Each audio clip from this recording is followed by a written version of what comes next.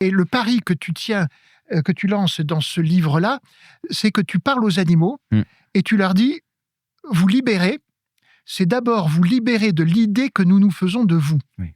C'est vous réincarner. C'était bien cet objectif, n'est-ce pas ? Oui, c'est-à-dire que même quand on milite pour les animaux, tu vois, j'ai lu évidemment des bouquins de philosophie animaliste, il y en a plein, des livres géniaux sur les animaux. Mais dès qu'on commence à réfléchir à leurs droits ou à l'injustice de ce qu'on leur fait, on les perd un peu de vue. C'est-à-dire qu'on va parler de ce qui est fait aux vaches dans, tu vois, l'industrie laitière. On va parler de ce qui est fait aux tigres qu'on extermine, ou ce genre de trucs.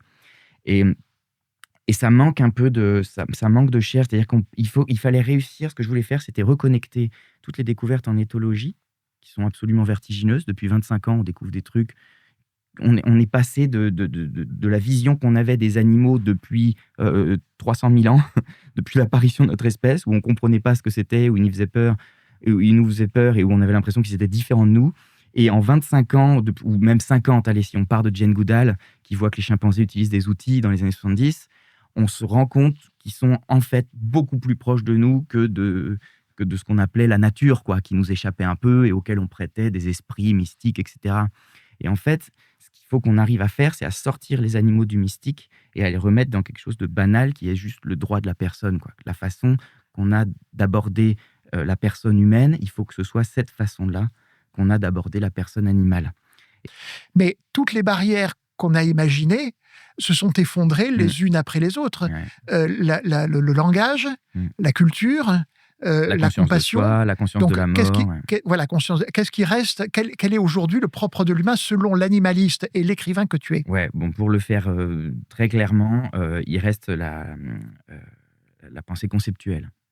Voilà. C'est-à-dire le fait de désigner ce qu'on a dans la tête. Pendant très longtemps, on a pensé que les animaux, il n'y avait rien dedans, qu'il n'y avait que du corps. Tu vois, c'est des cartes.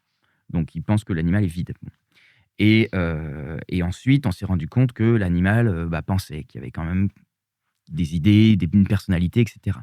Donc, l'animal sait.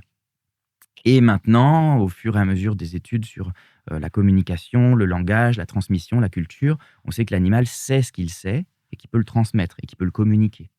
Voilà. Donc, c'est quand même un niveau de conscience, ce qu'on appelle la conscience métacognitive, qui est assez élevé. La conscience émotionnelle, elle est officielle, et la conscience métacognitive, elle est présente même chez les bourdons, quoi. Et nous, on est un tout petit peu au-dessus, pas beaucoup au-dessus, pas suffisamment au-dessus pour nous permettre d'envoyer tous les autres à l'abattoir.